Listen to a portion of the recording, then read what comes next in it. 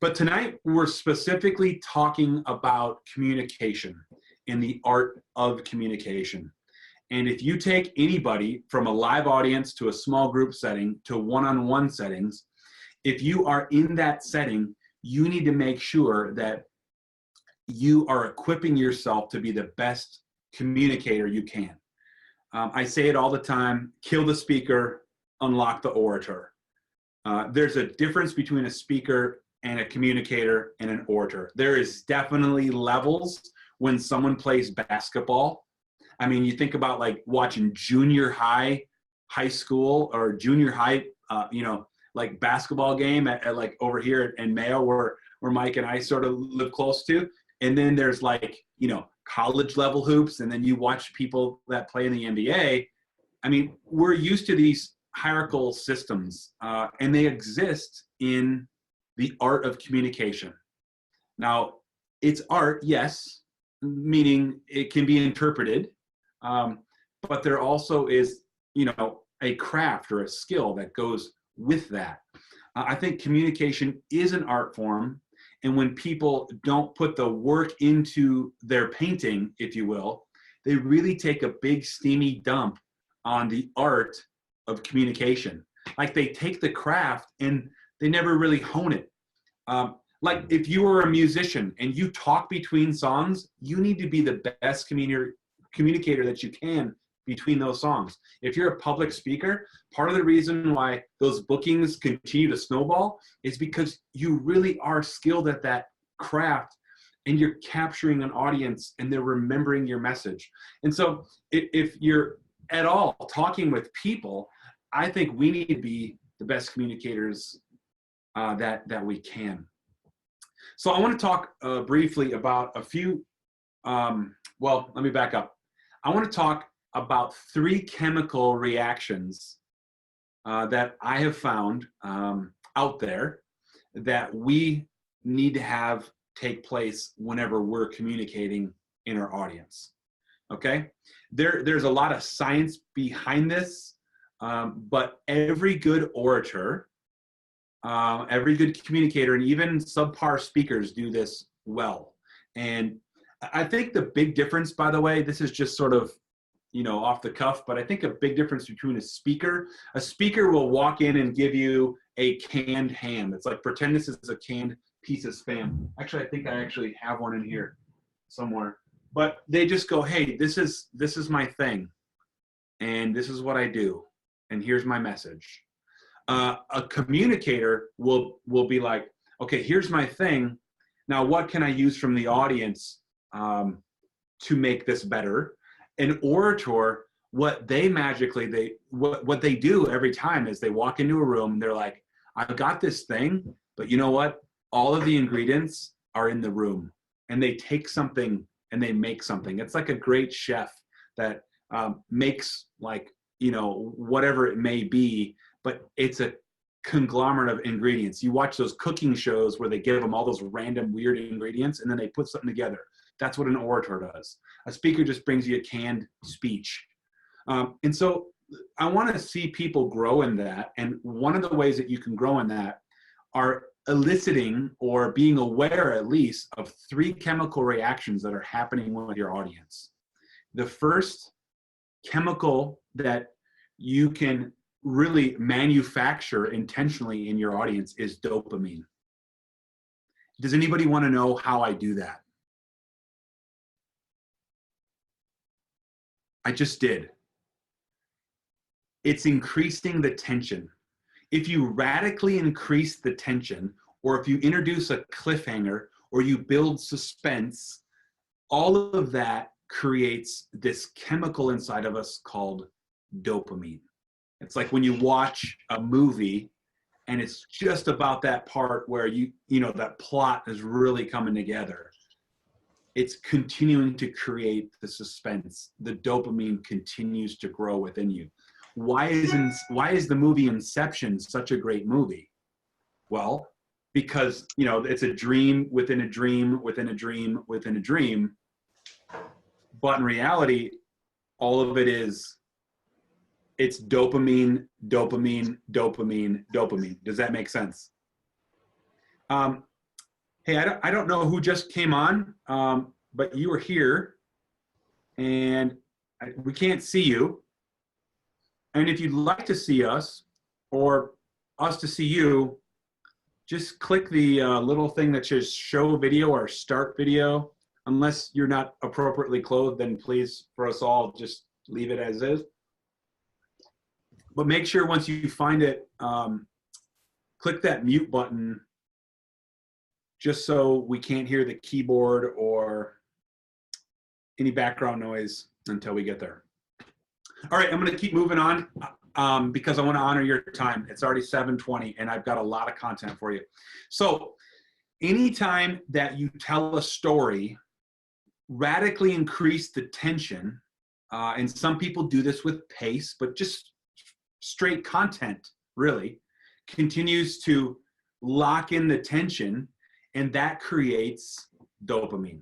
And that affects focus and memory and motivation, as well as a bunch of other things. I do this a lot in public schools. Those of you that know that I speak in public schools, I'm always creating a lot of tension. But you need to know what that's doing that's creating dopamine. It's just, you know, people say if you have tension, you have their attention, and you got all this, you know, idioms that we can use. But what you're really creating is the chemical reaction in the audience's brain called dopamine. Build suspense and tell a story and create that tension, and you'll get dopamine. Second is oxytocin. Oxytocin is made, it's Oxytocin, I think. Honestly, guys, in Kate, I am such a bad speller, it's not even funny. Like when I type, it just,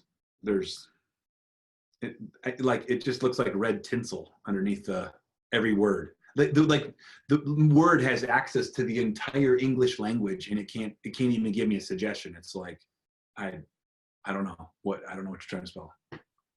I have no idea. Oxytocin is when you tell a story that creates empathy. In a very small way, that example that I just gave you about spelling created empathy with me. You kind of feel bad that I suck so bad at spelling. Or you also relate because you suck so bad at spelling. So what oxytocin does is it creates empathy. Or when you create empathy, rather, you're creating oxytocin. And you feel, and you're speaking from the heart, not the head. You're telling the personal story. You're telling the story about the dad that jumped in front of the bullet, in front of his kid. And you're creating this effect in your audience where you're releasing this reaction chemically in their brain when you tell a story that literally has great empathetical properties. It's giving them oxytocin. And that is going to build trust. That is going to build you as a speaker. That's going to build a connection with the audience. That's why when you're in front of somebody and they tell you a personal story and it's like, my gosh, that was intense. Well, the reason why it works so well is because it created this empathy, it created oxytocin. Dopamine, oxytocin, and then the last is just endorphins. You know, you just got to make them laugh to get endorphins. Humor releases endorphins. That's what it does.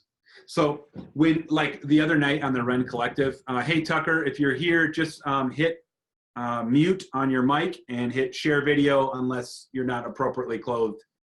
Then please don't please, for the love.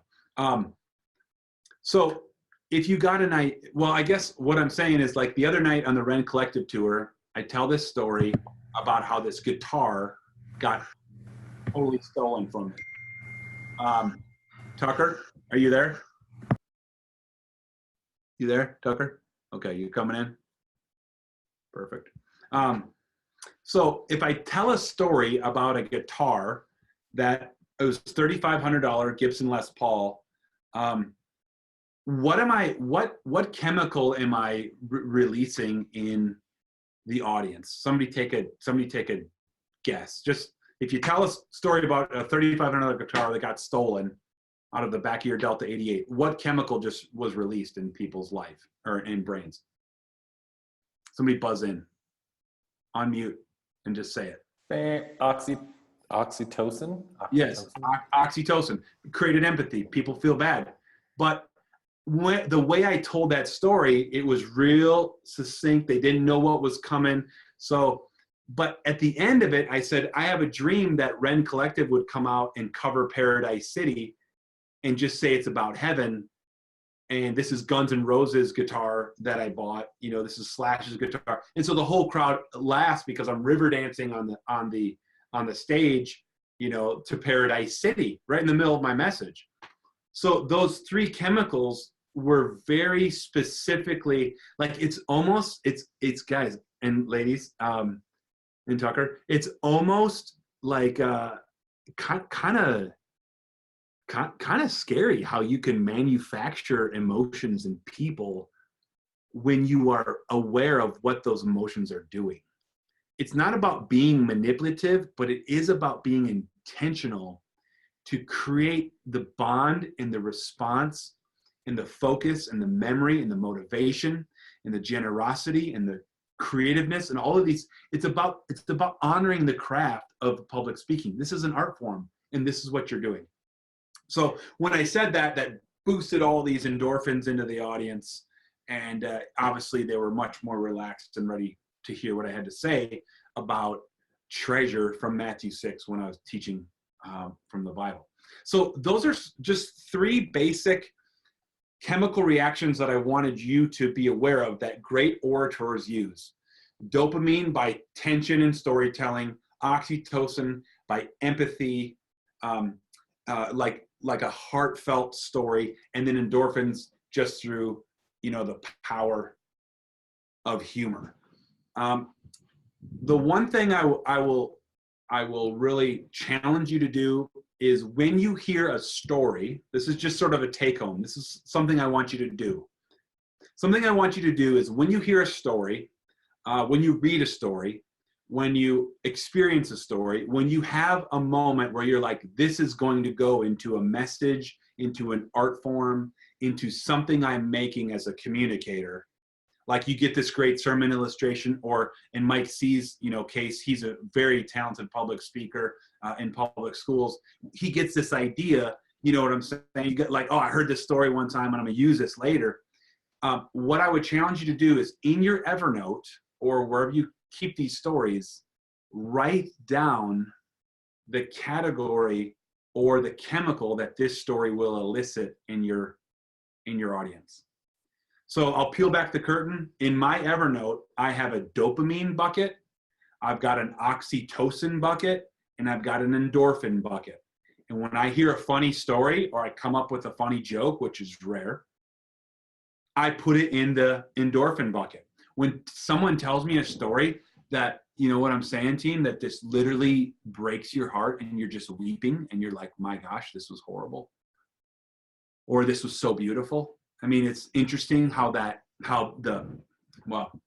it's interesting how pain and how absolute, like, I guess you could say pleasure create oxytocin in us. It's like that empathy, like it's like such a beautiful thing and it's like such an ugly thing and it's creating the same chemical. I found that so profound, but it goes into that bucket.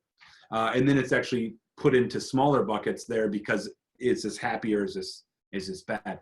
And then a story with tension, which we'll get to as an example, but that goes into the dopamine bucket.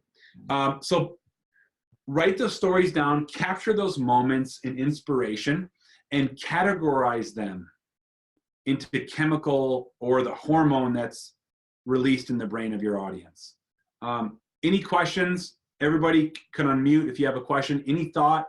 Any questions on any of those things before we kind of jump into a couple of the C's and the C4? What do you do if you're not funny?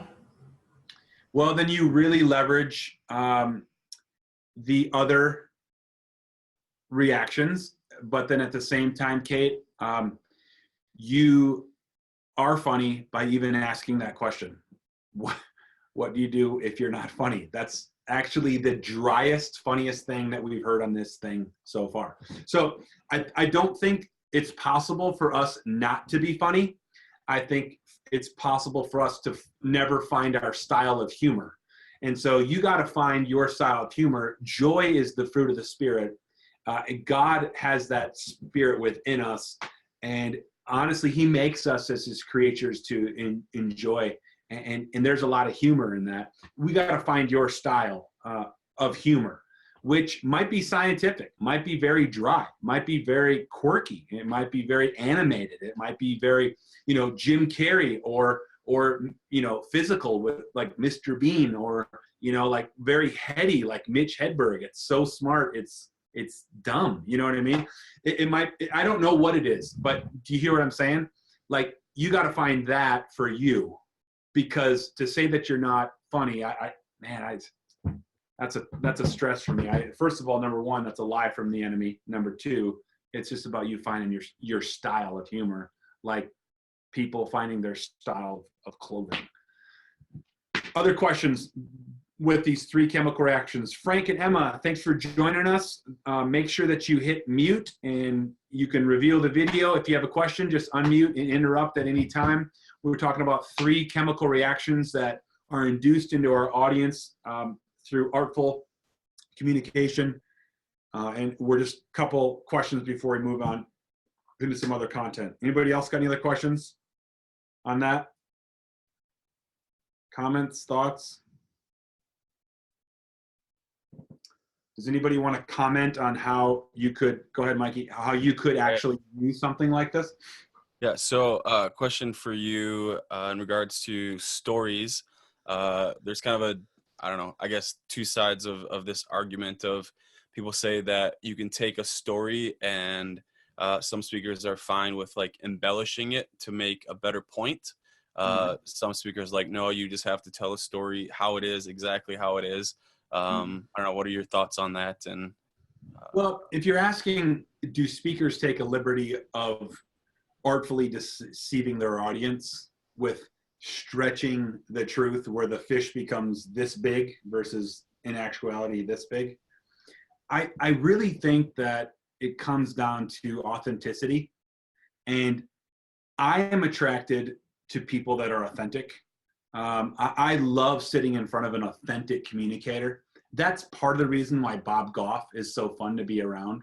When I've done events with Bob, he really is that weird. He really is that quirky. He's that, oh, hey guys, yeah, oh, give me a hug. Like if I lived like that, I would want to shoot myself in the head. Bob loves it. I mean, it's just him. So the point is I think authenticity will trump deception every time. And if you're looking for the audience, there may be people that don't catch it, but the people that matter generally do. And what I mean by people that matter is like the gatekeepers for the next speaking event in that sense. The entire audience matters, but I'm telling you, like people that kind of smell that out, they can see that this is manufactured versus authentic. The other thing I'd say is for speakers that are using that liberty of storytelling, some of it's just great storytelling, but whenever you put an untruth out there or you speak in something that isn't happening or that didn't happen, you can really wade into some like I guess murky water. I have told stories that are just flat out fables or myths, and I'll just tell a story like it's just like it actually happened, and then I'll reveal to the audience, not like this was this story of Thor or Icarus or whatever it is, and they're just tracking the whole time thinking this happened like last year or something. That's a really good, powerful technique on that. I think creative storytelling will always include a lot of paint and a lot of like, I guess, metaphorical brushes that you could really and like tell some of the details and elaborate. But at the other time, man, when you're wading into something that's just not truthful, I think you're chewing away at your authenticity. And I'd rather have you find a different story or put a different story in or go experience a story versus try and make a story into something that it's just not for the long-term play. I mean, it might work great that night, but in the long-term authenticity of who you are, I think that's important. And I'm definitely guilty of the latter, of using story where I abused the liberty of the embellishment early on, just for the sheer fact that I was trying to get traction, and not really using the gift or the art of communication. I was leaning on like the story itself, you know, if that makes sense. What do you think about that, by the way? I mean, what do you think when it comes to that? Where is the line, if you will? My thought is, I feel like that it could be kind of a crutch, and that means you just need to be better at storytelling. Yeah, I think, you know, I've heard from different speakers like, oh, I take this story and I add in facts to make the story better for a point. And, but I don't know, when you kind of blend a true story with these additional things, these audience is believing that it's an actual true story, which the story might be true, but then if they come and talk to you afterwards and be like, oh man, I can't believe that happened. And that, you know, whatever Yeah, you're doing. just like that. Yeah. And we also live in an environment though, bro, like when you're watching a movie and it says based on real events. Right. You know, where Hollywood takes the liberty and they just manufacture something in there. Yeah. I can't draw that line for everybody clearly.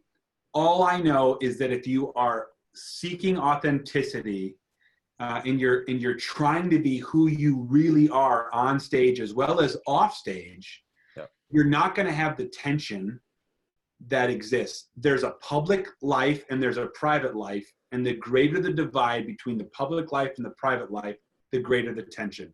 And the greater the tension when it comes to storytelling into the manufactured story versus the actual story, the greater the weight and tension you have to carry. It's like you got to carry this tension because you separated the truth from what you wish the truth was for the sake of trying to, you know, land some point or be seen as eloquent or whatever the case may be. And if you would set that up correctly and get this to like this, I think the authenticity is more attractive than some sort of like, you know, grandest, you know, elaborate. Like even if you tell the story and it's like sort of plain and mundane and you're like, you know, I wish it would have been this, but it really was just me giving a cup of coffee to a homeless guy. And that's it. And then like all of a sudden you have a deeper metaphor that the story really, you know, could be about, if that makes sense. Any other questions or thoughts on those three sort of chemical reactions that are in your audience? I want you to be aware of them. I also want you to track your stories that you're capturing in those categories. Anybody else? Going once, twice, 3 times. All right. We're talking a little bit more about communication. If you haven't, hold on a second. If you haven't, I have many leather-bound books. Smell of rich mahogany. If you haven't checked out C4 Orators, you don't really have to. It's a one-on-one speaker coaching platform that I do with people. You know, there's videos that you can watch, and then there's like a one-on-one sessions. And just for being a part of the Axe Academy, you actually get access to all those videos and then stuff like this, sort of in the group sections. So unless you're really wanting to take things to a different level where I'm actually in the audience and with a clipboard and I'm constructing those talks and you're flying me to your events, this is a great place to really take in a lot of this C4 content. Which is just a metaphor about explosive communication, not diarrhea. And the idea is I want your messages, all of our messages. This is just something that I've sort of put together from a number of different speaker coaches that I've sat underneath, a number of different events that I've gone to and I've been a part of. And this is sort of kind of what came out from the top, where I see all of these different things, and I saw this as a way to really just give people 4 C's that every one of their messages could have or should have. And in this, really give you your voice. One thing I want all of you to know is that, you're these little squares on my computer right now, and people are going to watch this at some point, but you are you. And I want your voice to be your voice. I don't ever want to work with someone as their communicative sort of guidepost, or their orator Gandalf, or their Oprah Oracle speaker coach. I don't want you to be me. I don't want you to do it my way. I don't want you to say or sound like me. I want you to be you. I want your voice to emerge, so you are a voice, not an echo. And the only way I can really do that effectively is sort of give you these 4 lanes to run in, and then sort of be there along the way to help some of this magic sauce that kind of come out of you in a way that makes you more authentic as you're flowing with your gift. So the first C that I want to talk about is clear. All right? That's the first C. It's clear. This is the trump card. I don't care how creative you are, how compelling, or how continuing, or how fill in the blank, whatever you want to be as a communicator. If you are not clear, and if you're not clear for your audience, and if it's not clear for yourself, nobody's going to remember anything, and you're not going to be remembered either, because it wasn't clear. And I see so many people trumping creativity for clarity for creativity, or whatever, however that works. It's so totally unclear on purpose. You get my point. I'm saying you got to be clear. The first is this: you got to be clear in your message, or clear in what you're trying to say. There is something that is called the foundational statement, or the anchor statement, as I call it, in C4. There's a guy that's wrote a book about this named Ken Davis, who does this really well through a process he calls SCORE. Now, Ken calls it actually an objective statement. I like to call it an anchor statement, because this statement is like the rock that you are going to come back to time and time and time again.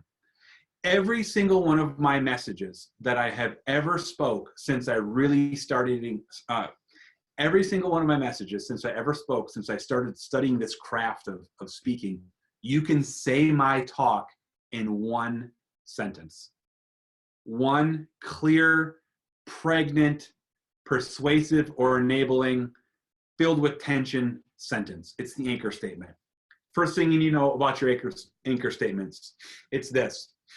It's can or should every time. There's no other thing. You're going to tell your people, you're going to tell your audience they can, or you're going to tell your audience they should. Whether you're a preacher or a public speaker, or in a public school, or you're talking with friends, most of their public communication, it's going to be can or should. One of the two. It's going to be persuasive, or it's going to be enabling. Every person can. Every person should. It's going to be can or should. Now, one thing I'll say about that is, if you start persuasive, like you're trying to convince me, it will always end enabling. Great speakers always start trying to persuade us with something, and then they're going to equip me to do that something. To equip, or to challenge, or to persuade your audience without equipping them would be to defeat them. I go into a public school, I want to persuade them that they should use words that build each other's life, and then I've got to equip them how to do that. So if it starts persuasive, it's going to end enabling. Now you reverse that. If you're using can, it's going to end persuasive.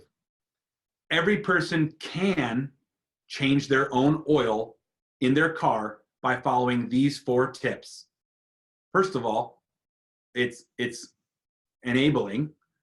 What's my rationale? They're going to be tips. How many are there? There's 4 of them. Every person can learn to change their own oil in their car with these 4 tips. You want to know what those tips are, and then you persuade them why.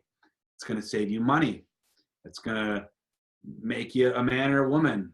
It's going to add life to your car. You know, I don't know. You know what I'm saying? The point is if it ends persuasive, or if it starts persuasive, it ends enabling, and vice versa. Be aware of that. Can or should. That is going to be, that word is going to be in your foundational statement. Second thing, there is going to be a buzzword or the rationale for your points. It's going to be truths. It's going to be points. It's going to be keys. It's going to be kites. There's a message I speak often about 4 kites or 4 discoveries.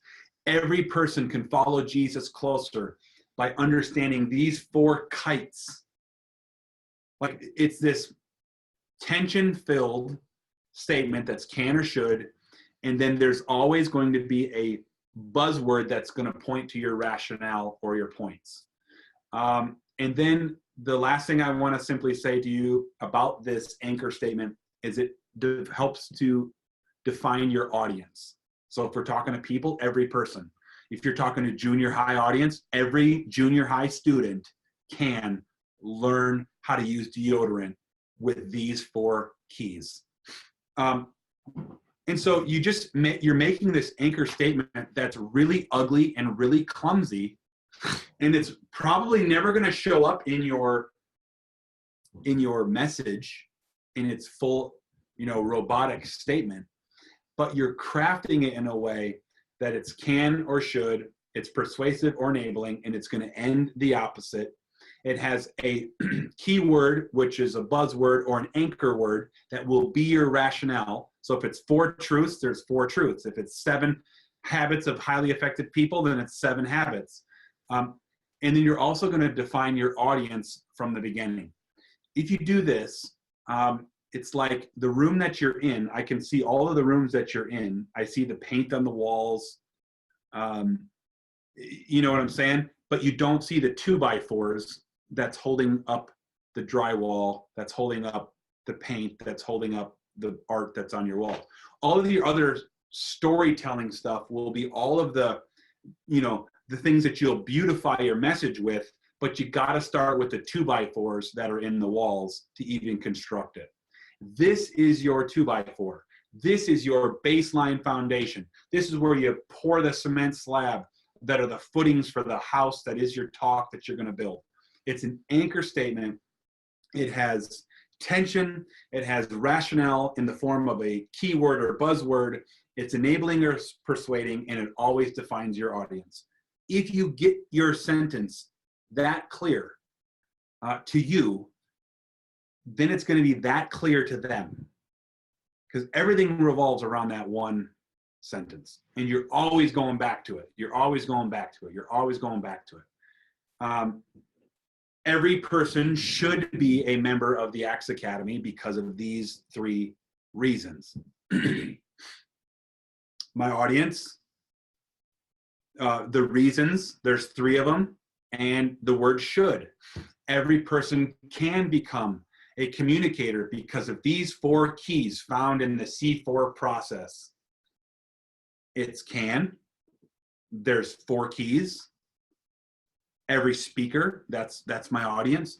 So you see what I'm getting to. This is an anchor statement. Second thing I'm going to talk about when it comes to clarity real quick is I want you to start to build. There's all kinds of things we could talk about here.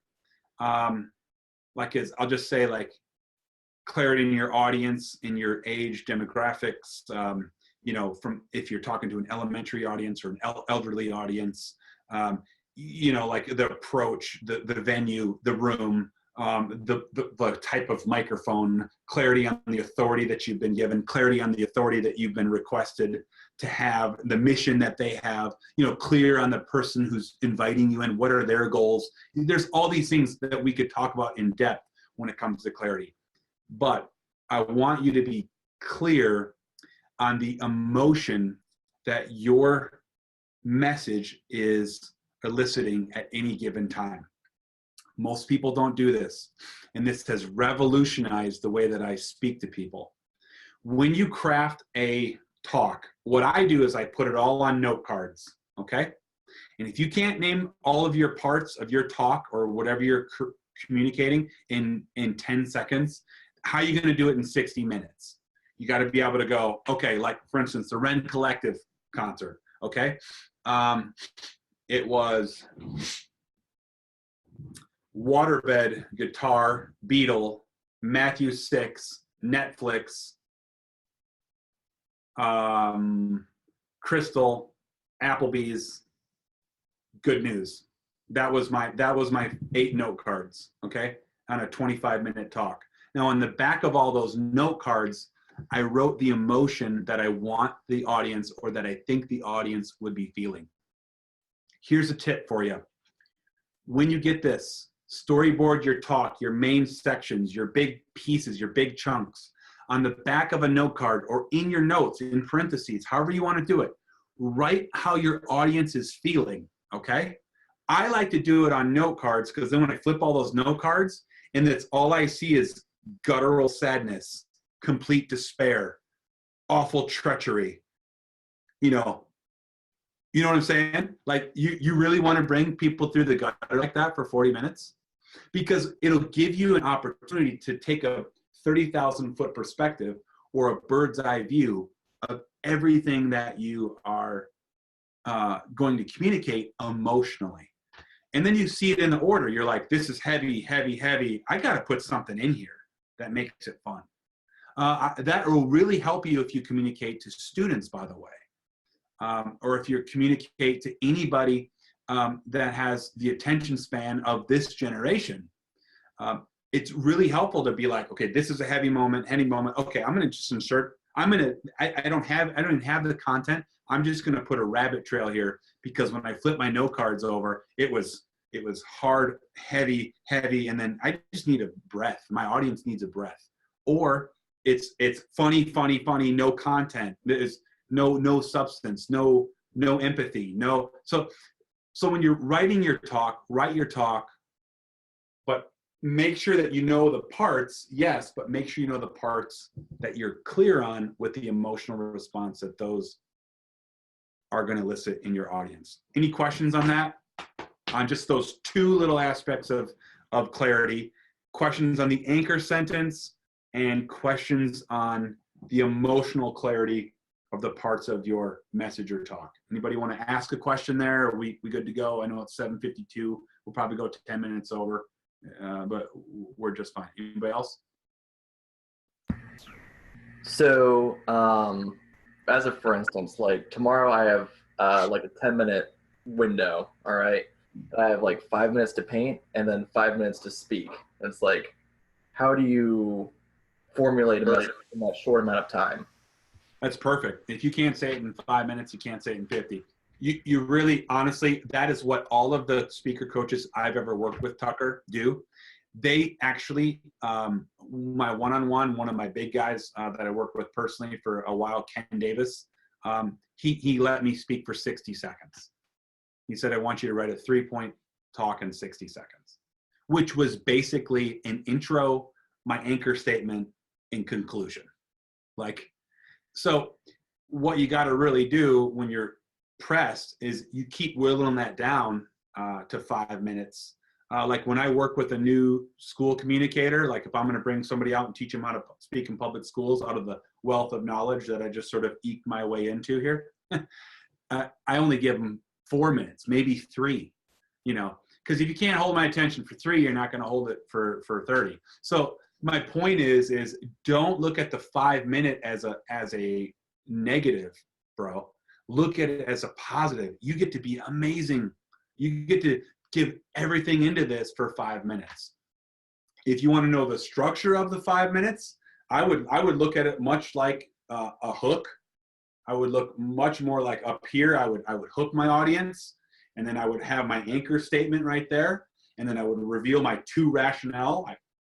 I would have 2. I wouldn't have 4 points or 3 points. 1 point isn't a message. 1 point isn't a talk. You stand up and sit down. Okay, you're like, everybody should. That's it. You know, it's like 1 sentence. 1 point isn't a talk. It's got to be at least 2. But I would hook them. I would do your anchor statement, and then I would do 2, and I would land some sort of action step. And you just got to be really wise, and every word counts when it comes to when you're working with 5 minutes. But 5 minutes is all you got. You can do it in 5. In fact, if you can't do it in 5, that's really a great place to start. It's like you should start at the free throw line when you're going to warm up for basketball, and then go shoot 3-pointers. And if you're going to speak for 50 minutes, make 5 minutes of, you know, the best you can be, and then keep going. You know, so flip your mindset on it. That's a negative thing. How am I going to do this in 5 minutes? And like, how can you not do that in 5 minutes? That's the question for me to you.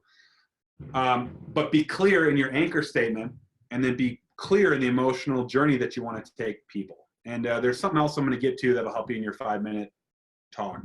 Any other thoughts, questions on that?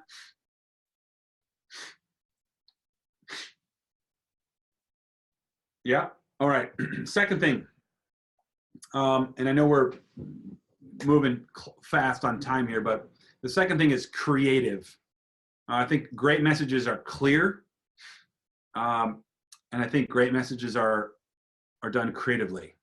Now, I'm going to give you 4 creative forces, 4 buckets or pails or categories of human life, where all of art, all of creativity flows from these 4 concepts or raw emotive, I guess, longings.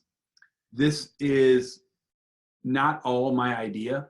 This is, again, getting back into some very deep philosophical stuff that will help people that philosophers has wrestled with for eons.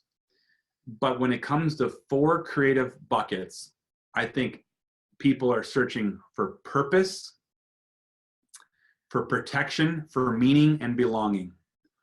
All of your creative, you know, like sprinkle that you put into your message as a communicator, it's going to draw from one of those 4 buckets: purpose, protection, meaning, or belonging. Let me give you an example. Why does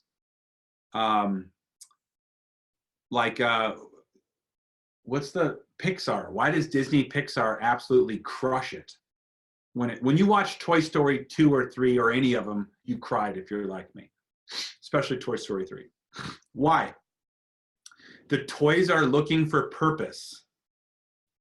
They're always searching for protection for them and for Andy. They have deep meaning as a toy. The whole story of Toy Story is Buzz discovering that his meaning is far deeper than what he thought. And they all belong together. The movie Coco, the little boy, his purpose on this earth is to play the guitar, but he wants to belong with his family. But he's got to protect his family from falling off the hacienda or the wall. There's great meaning in music and his gift. Pixar is a genius when it comes to the creative force. They are drawing heaps of creativity out of these 4 buckets: purpose, protection, meaning, and belonging. Every creative element that you use will draw from one of those buckets. Make sure you know them and make sure you label them. So when you're doing a creative exercise, or when you're being quote unquote creative in your messaging, that you know it's really longing to fulfill people's purpose, or it's longing to fulfill the need for people to be protected. They're searching for meaning. They connect with this because it speaks to them belonging in the common threads of humanity. It'll always draw from those those buckets, those four. Now, the creative process, by the way, there's an Axe course that you can download that you can watch about the 6 mountains. I would highly recommend that. If you have questions on that, shoot them my way.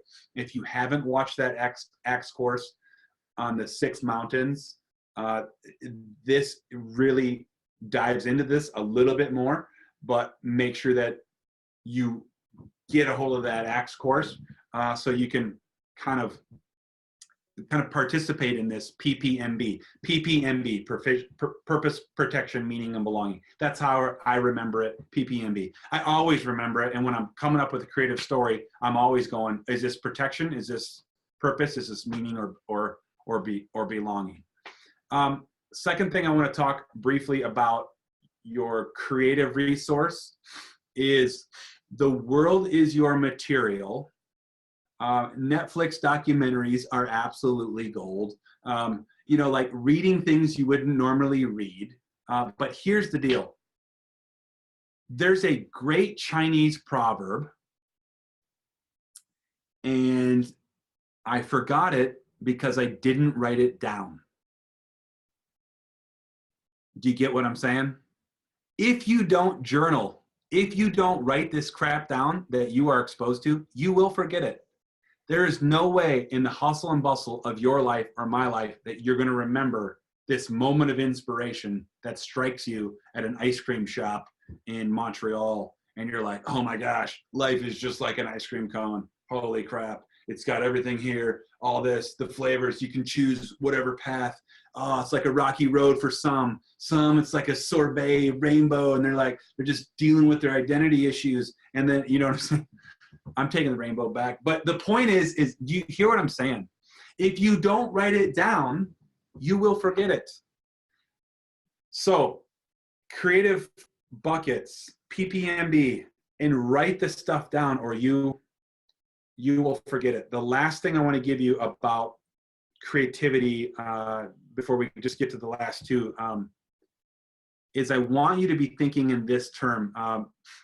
Write this down. The meeting of the minds. Okay? Meeting of the minds. You don't have to buzz in, all right? You don't have to unmute, but let me have you fill in this statement. You can lead a horse to water, but you can't make him drink. You know that in your mind. What I did there was on a small scale, I set the table and you finished the statement. Stephen King, I'm making a Stephen King reference, is an absolute genius when it comes to the creative meeting of the minds.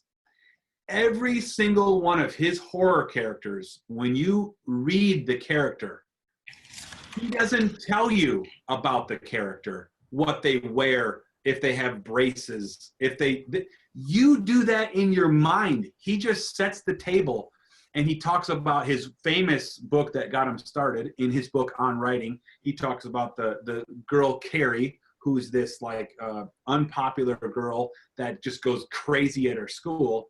Well, he tells you enough about Carrie that you fill in the mind, your mind, what Carrie should look like, how tall she is. He does this with such surgical precision where he's not telling you too much of the story and he's not telling you not enough of the story. He's telling you just right, just that perfect balance. So be aware of that in your creative aspects of your message, that you're always letting the audience fill in some of the intentional blanks that you're offering in your creativity. So those are kind of the 3 things I really wanted to hit when it comes to creativity. Write it down, PPMB, and the meeting of the minds. Now, let's talk about compelling. I really want to just talk about, for the sake of time, let's talk about 3 things here. I think this is really important.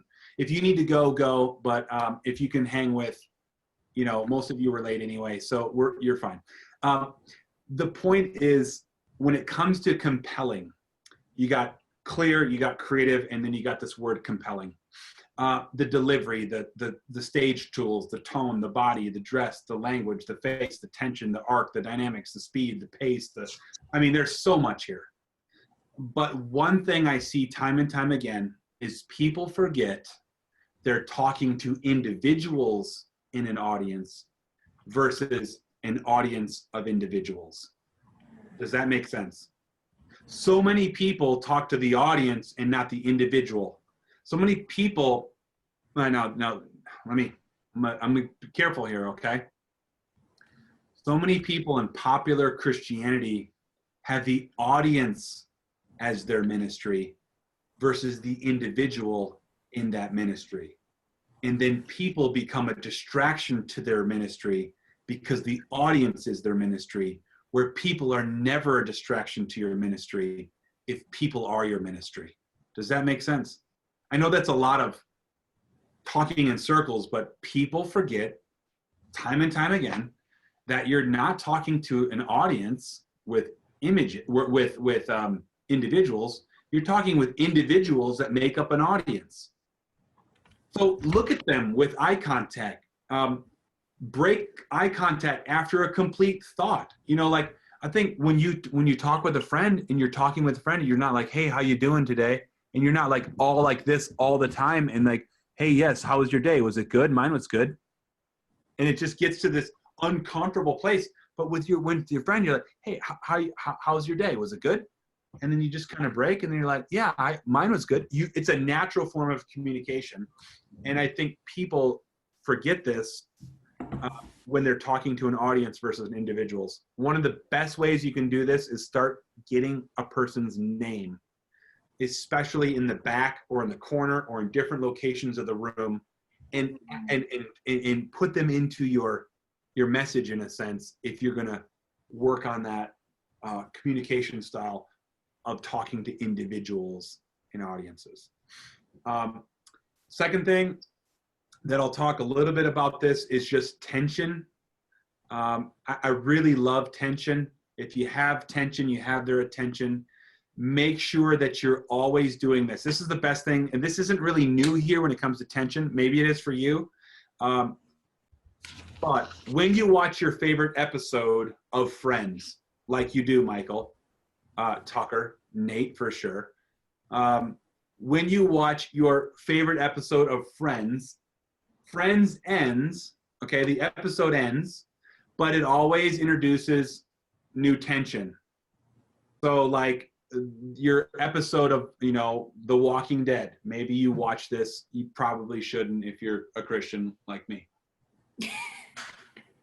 I've seen all of them. The point is every episode ends and then it introduces new tension. Great stories, great chapter books, great episode-driven, sitcoms that you see on TV resolve tension and introduce new tension. Resolve tension and introduce new tension. And if you can do that in your talk intentionally at a couple different points, you'll always have their attention. Whenever you resolve it, be specific about introducing new tension. The last thing I'll say about this compelling piece is when you do that no card exercise, you remember when you write down all the like the cards, like the emotional response on the back, everybody kind of nod, you remember what I'm talking about? And then you flip them over and you're like, oh, this is joy, this is sadness, this is sorrow, this is a complete elation, this is funnel cakes, this is, you know what I'm saying? And you get it all out. Look at the highest part of your talk. I call it the ceiling, the most joyous, exuberant part of your sermon, and then look at your floor or the lowest part, okay?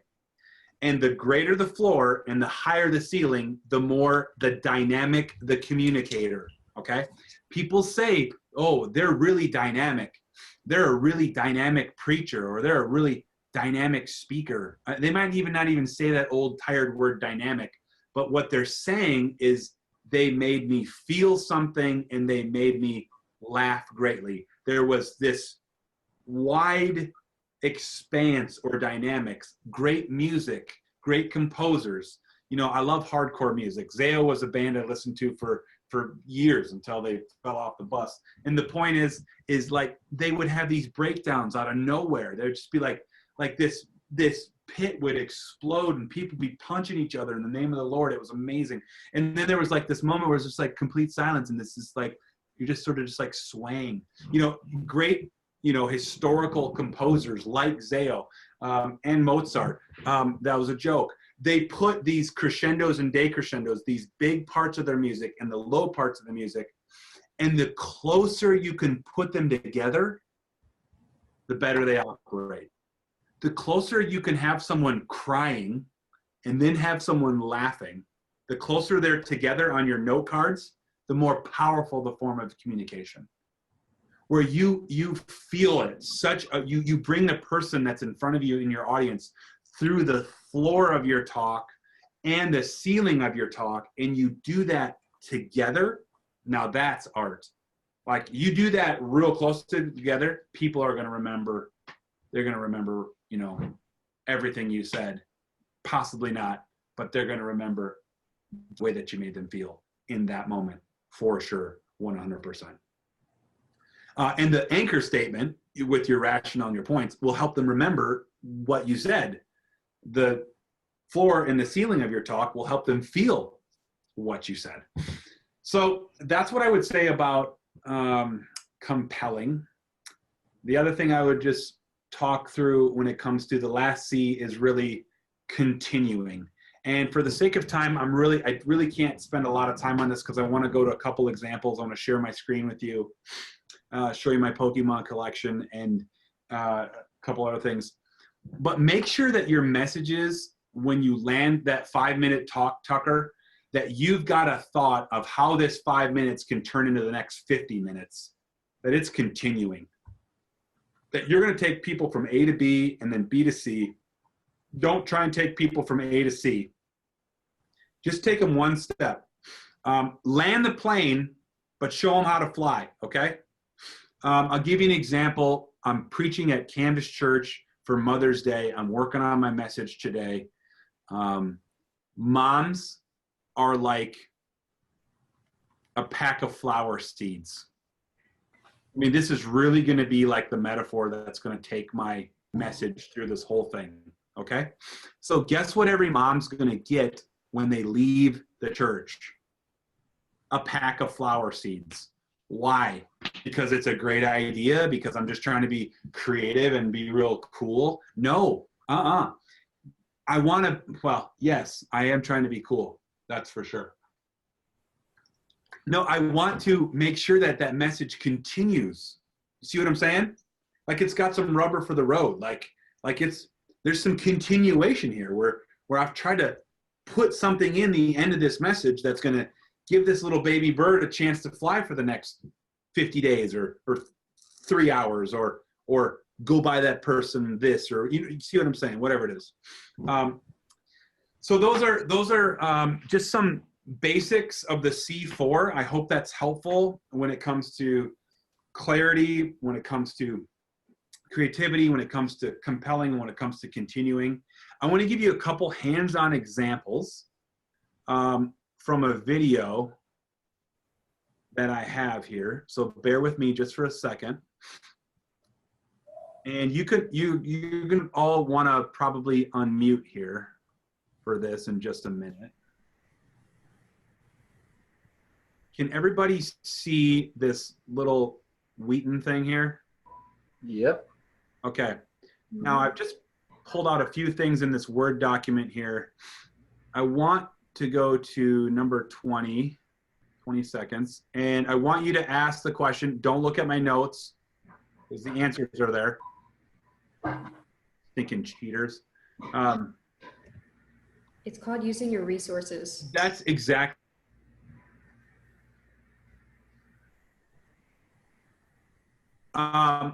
So I want you to look at, I almost hit end meeting. I want you to answer the question, what chemical am I creating?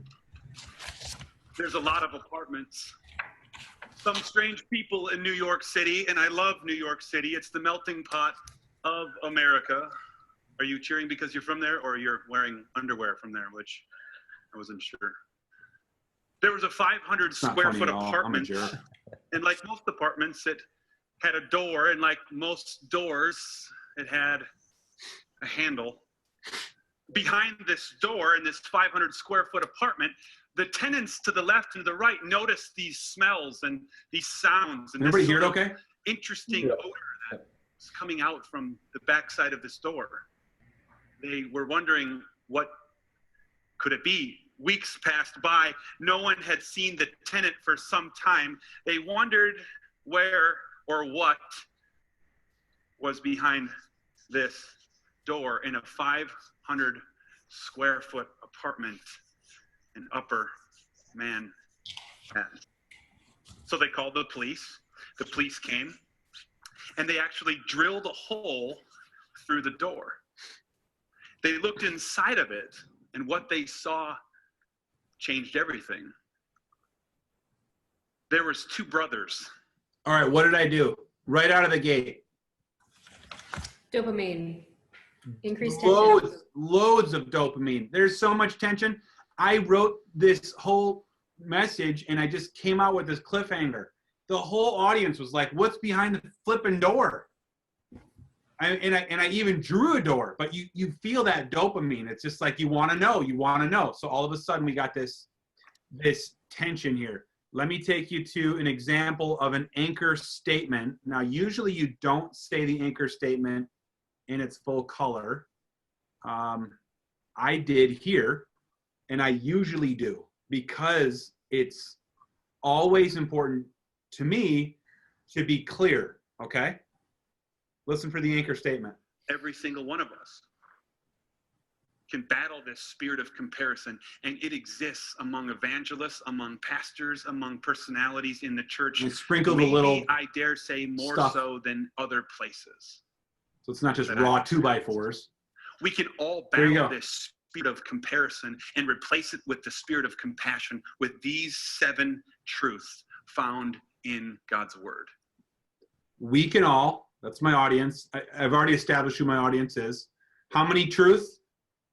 7. 7. And we're battling the spirit of comparison, replacing with compassion. That's the whole talk. That's the whole 40-minute talk in one sentence. That's an example of an anchor statement. Is that helpful at all to anybody, just to see an example? Yeah. Okay, just making sure, because if it's not helpful, I don't want to waste your time. 850. Okay, so I want you to check this. What do I do to the audience intentionally, okay?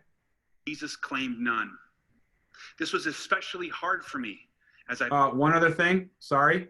And what bucket am I drawing from? From PPMB. So what do I do to the audience intentionally that you see?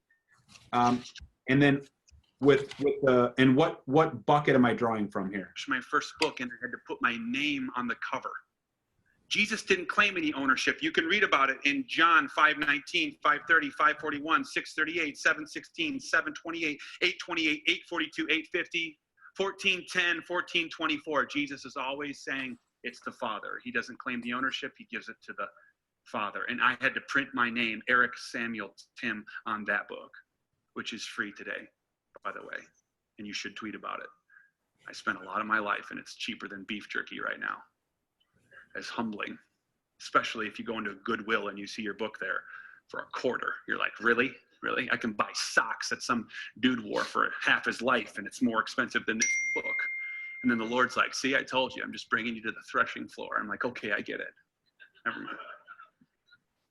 Isn't that friggin' hilarious? Okay, you guys are all loving that. So what did I intentionally do to my audience there? Oxytocin. Pardon? Oxytocin.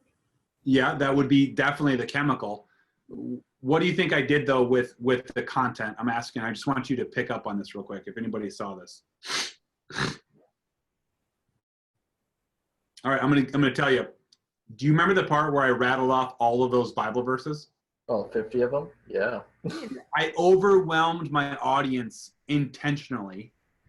I overwhelmed them with information, so they were drinking out of a fire hose, all with the intent of drawing from what bucket when it comes to my book.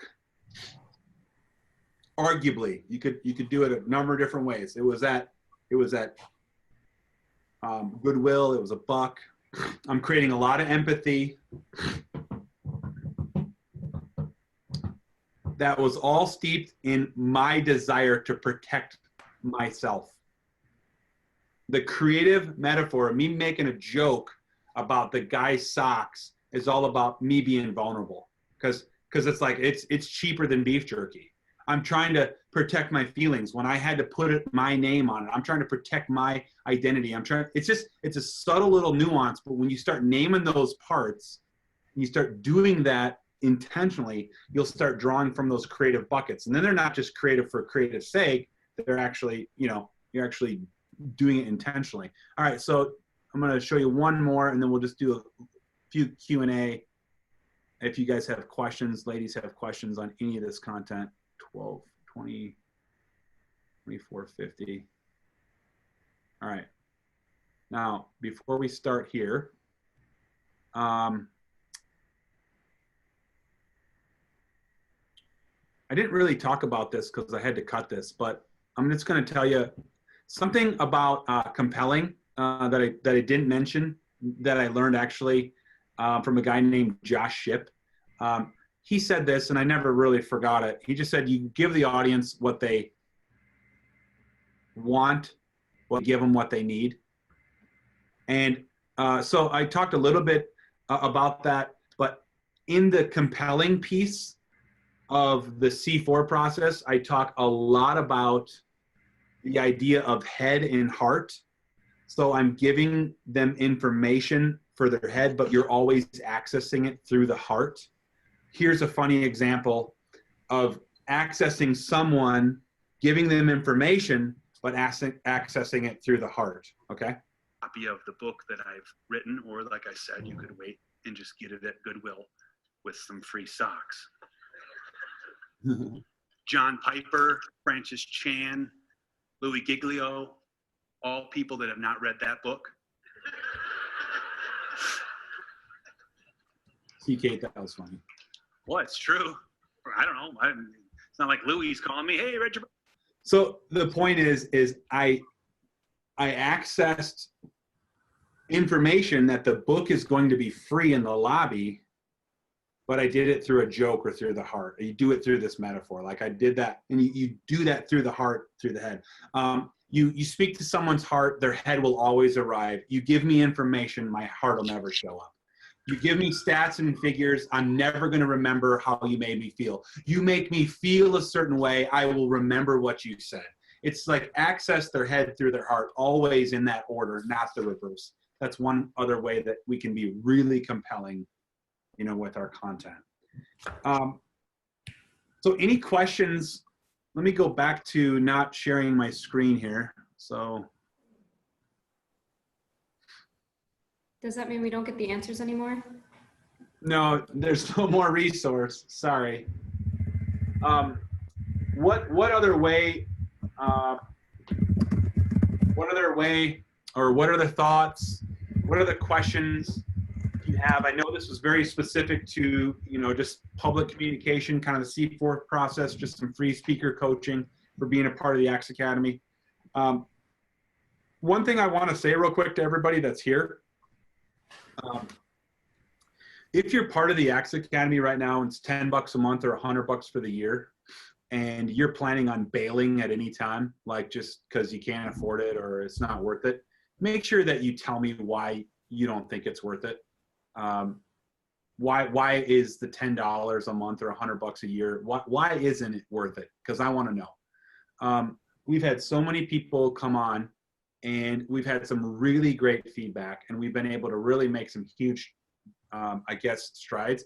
But guys and ladies, I'll tell you, this is in fetal stages. We launched this last December. I'm really following God into something that I believe is for this generation, for you. I want to make something that's a very strong, dynamic resource. And so I need some feedback loops from you. So if you're going to be a part of it, great. Even if you're not a part of it, you can still support it. If you know people that should be a part of it, invite them.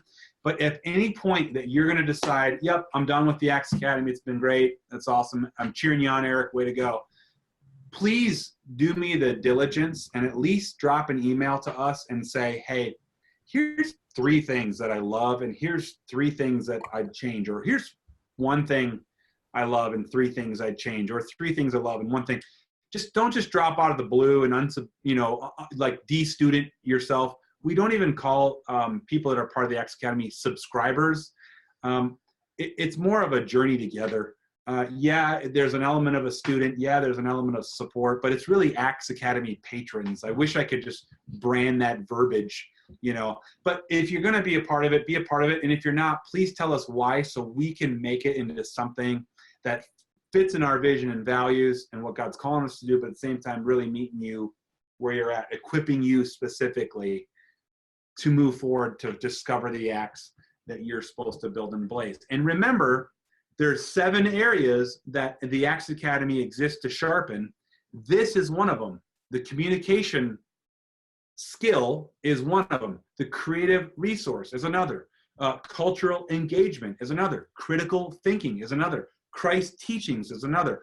All of the content that will live in the Axe Academy is in one of those 7 areas that I think are the 7 sides, or the 7 like literally angles to make an axe exceptionally sharp. If you look on the side of an axe, there's 7. There's the point, and then the best axe sharpeners in the world will add the other sides until there's these 7 specific planes that are making this axe completely as sharp as it is. So I just would say, hey, make sure you give me that feedback on that so we can keep making that. But enough about that. Does anybody have any thoughts, questions, comments, anything on this content, anything on the beginning, anything in your world, your life that we can maybe answer, or that I can maybe answer?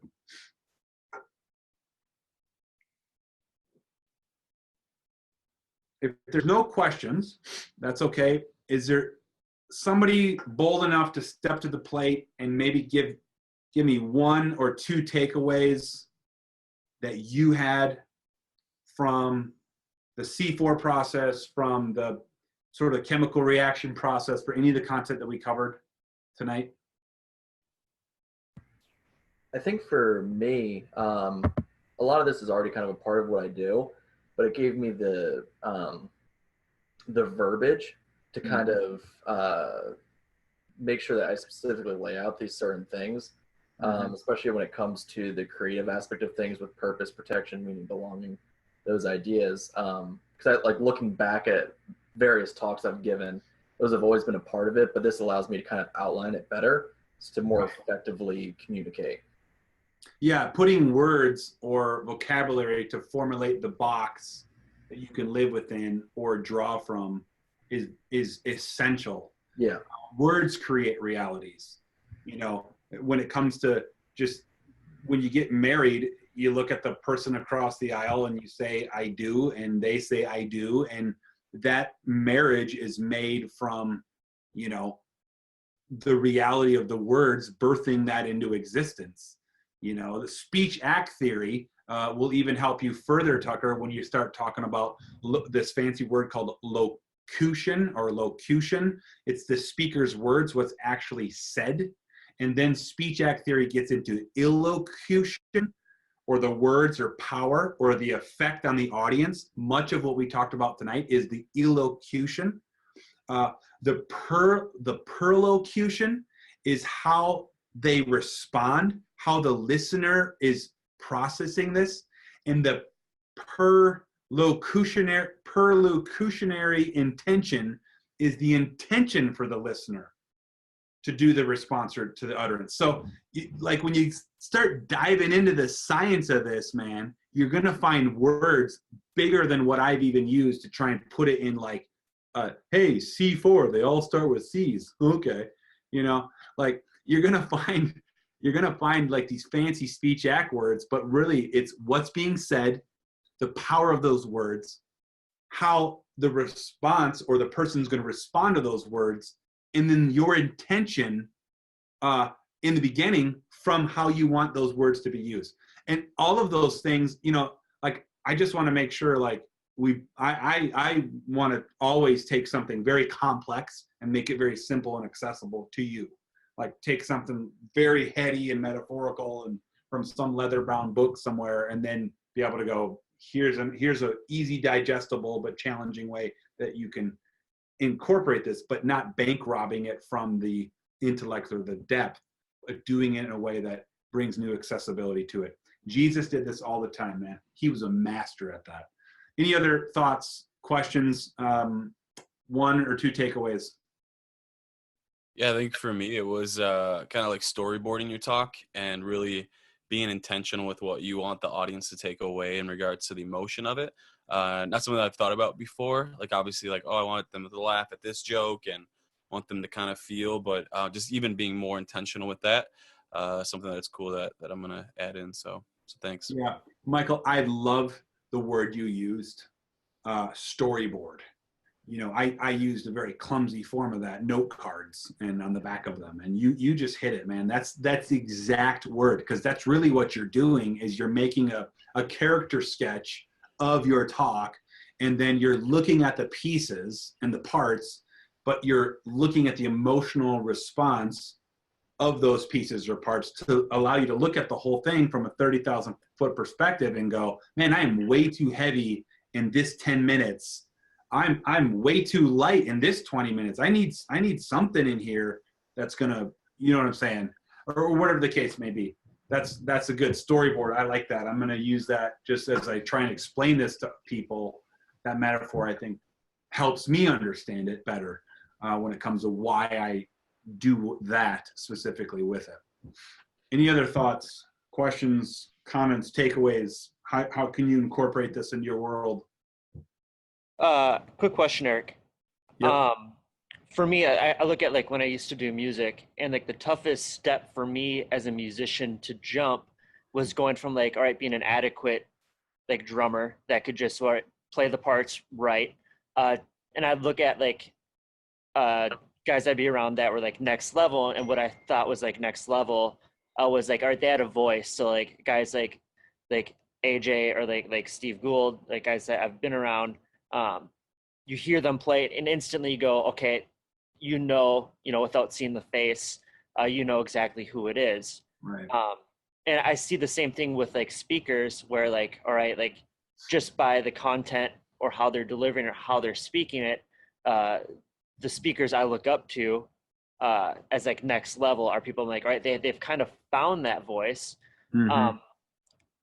And so like for me, like as a musician, kind of defining and finding my voice was the toughest jump. So what are like some ways to help speakers who's like, all right, you've mastered like the basics of speaking, Mm-hmm. but now the next step for you is to not just become an adequate speaker, but to take that next step in finding your voice. Yeah, and discovering who you are. Well, I think what I've tried to do is offer up some sort of roadmap with like the C4 process that's static enough where it's a guide rail, but dynamic enough where it can be you. I love Bruce Lee's quote. I love Jackie Chan's quote about Bruce Lee. I never set out to be the next Bruce Lee. I set out to be the first Jackie Chan. And I think that is something when we're all in that process of finding our voice that needs to be the first step. I'm not out to be the next, Rob Bell, the next Judah Smith, the next, Abraham Lincoln, the next, whatever the case may be from a communicating perspective, trying to be them. So I think from the get-go, you got to have that mentality, number one, that you're setting out to discover your voice, not echo someone else's. I think there's so many people that approach it from like the beginning of the process completely flawed. In other words, they've got these people that inspire them, and then rather than curating their voice, they just duplicate the ones they hear. It's like most of the music I listened to when I was in Bible college was MXPX and this band called the Huntingtons, and then like my punk band I was in, we sounded just like MXPX. and the Huntingtons. And it's because that was, you know, the soundtrack that I heard in my head. So we set out to be that band. And I think if we would have discovered ourselves, it might have been a little bit different. So number one, how do you discover your voice when it comes to like growing as a speaker? Number one, set out to discover your voice. Be intentional that you are going to do this from you, not like looking to the left or the right. One practical way that I have done that is I've isolated myself a bit at times. Does that make sense? Like I've isolated myself from all of the communicators that I can hear and watch. Like there's been seasons in my life where I stopped listening to podcasts and I started reading books only by people that were dead. I stopped watching other people's sermons and you know, like content, like where I was consuming it to try and like learn from it. That you got to protect yourself a bit in that process to discover yourself. Does that make sense? It's like, you know, Vincent van Gogh goes out into the field and he creates these 900 paintings in the last couple of years of his life. You know, he's not like looking over someone's shoulder as they're creating art. He's protecting himself. So number one, set out to be you from the get-go. Be aware of the pitfalls of duplicating someone else's voice as a speaker. Number two, embrace the seasons of solace where you shut out a lot of the other voices and influences so you can kind of come to the surface, if that makes sense. And number three, when you do put yourself in the situation of like learning from other people and other voices, I would challenge you to have a variety of influences at one time. You know, it's like if you are going to have, to borrow your musical influence, if you're going to take 10 bands that you listen to and you take one of those things from those 10 bands, then all of a sudden your musical style is going to be a conglomerate of those 10 things. If you're only drawing from a pool of 3 bands, then your musical style is going to fall in those 3 categories.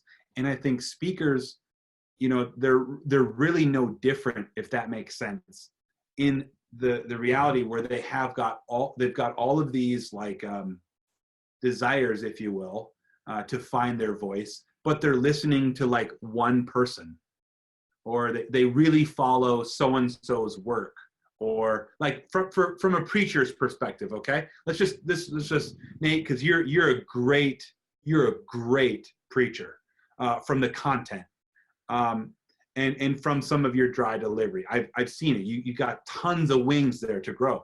But if you're only listening to like, you know, Bob Goff, then every one of your messages is going to be, oh, hey, everybody. Oh, let's go out and launch balloons. Love everybody. You know what I mean? It's good. That's what you're going to do.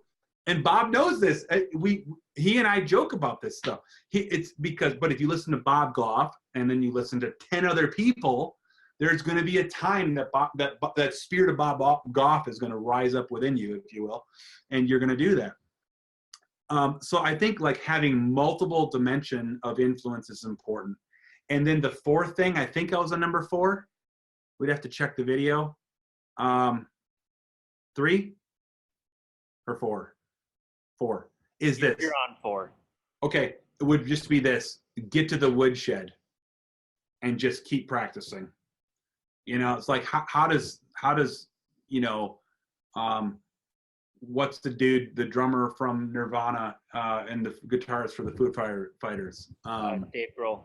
Dave Grohl. How does Dave Grohl become Dave Grohl? You know, like he's in the woodshed. He's making music. He's discovering new stuff. He's doing new things. You know, like just being out there doing it over a number of different times, you're gonna find things that make you. And then number 5, ask for feedback. I've got an Evernote. I've asked spiritual fathers, key people in my life, just random emails. Hey man, what makes when you were at camp this week, what made that special, or what made me me? What was it? What was the essence? What was the chi? What was the thing You know what I mean? That like makes you you. And ask for people. They'll tell you. They'll say, you know what? The way that when you put a toilet on the stage at Wheaton College and it sat there the entire message, and you didn't talk about it until like 25 minutes in, that's you. Nobody does that. We had to go buy a toilet at Home Depot and put it on the stage, and then we returned it. You know what I mean? Like, so you get little feedback pieces like that along the way. So, you know, I think those 5 things will help point you in that direction for you becoming a voice versus an echo. And I think duplicating versus curating your gift is essential. And that's part of the reason why we're all here. Is I want to help push you along the way of discovering your acts and your voice versus saying you got to talk like me, walk like me, and speak like me. That just doesn't interest me at all, and hopefully you as well. Any other takeaways, thoughts on that?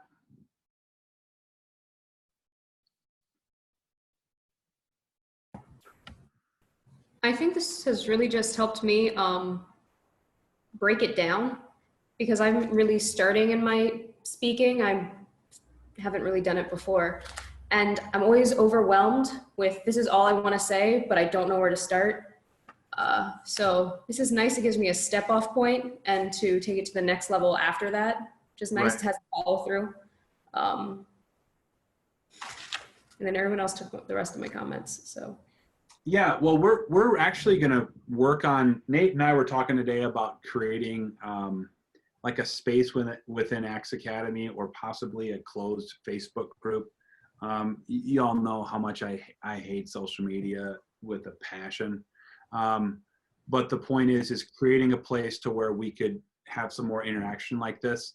To be very transparent with all of you, we're going to really try and continue to garner support from people and ministries to keep Axe going, so it can be little or of no cost to you on a yearly basis.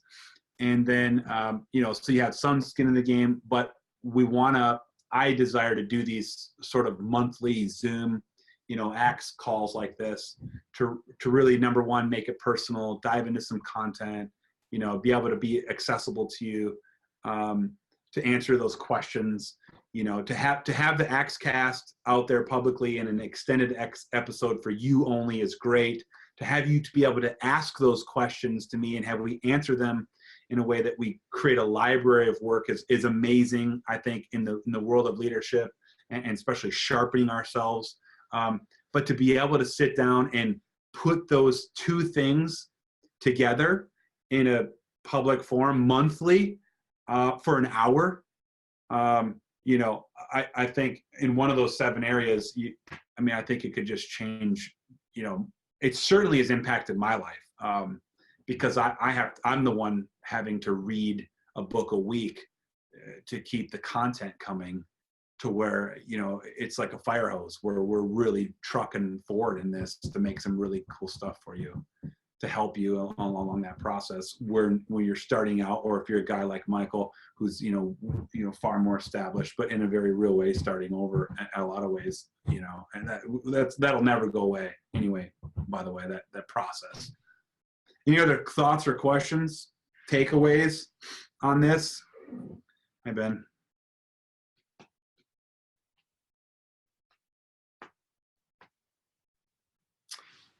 Any other clarification points that need to take place? Any questions about Axe as a general rule? I know it's 8:42. I don't really care. Anything else? Everybody good? It's actually 9:42 where I am. Well, using your resources again. All right. Well, let me say, just so you know, Ben, you know, like, I think you were on Mountain Time. So Nate, just to make a note to make sure that we, when we send out those emails, I know we talked about Central, but let's make Central really bold so people can kind of throttle their times. If there's a better time that works for everybody, Wednesday nights usually church. Friday nights, I'm traveling. Saturday nights I'm traveling. Sunday nights I'm usually traveling. Monday, Tuesday is my day off, Sabbath kind of days.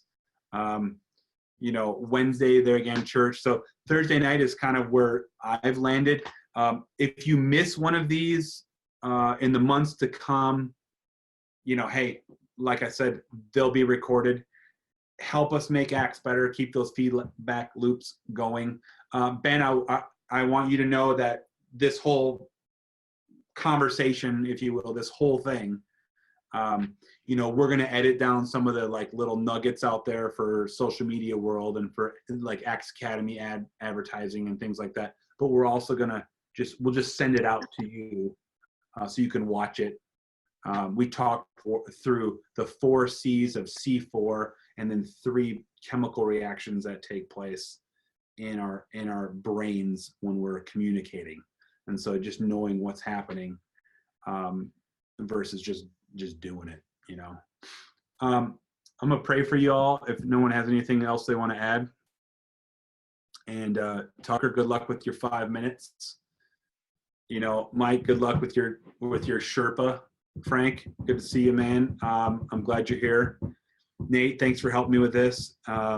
Mike, I got nothing but love and respect for you. Kate, you're just on your journey. It's amazing.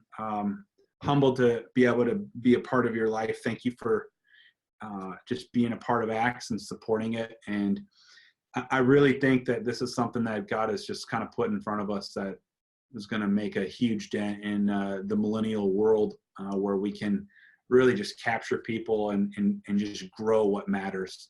People are just paramount. That's what is true treasure. And to invest in you, I count it an honor. And I'm just trying to do it in a way that I can also, keep Nate employed and my mortgage paid. So Emma, you're there. I thank you for flashing that really awkward picture of your husband, Ben, from time to time, where we all just sort of glanced in the lower right-hand corner of our screen and was filled with dopamine because of the tension that it offered.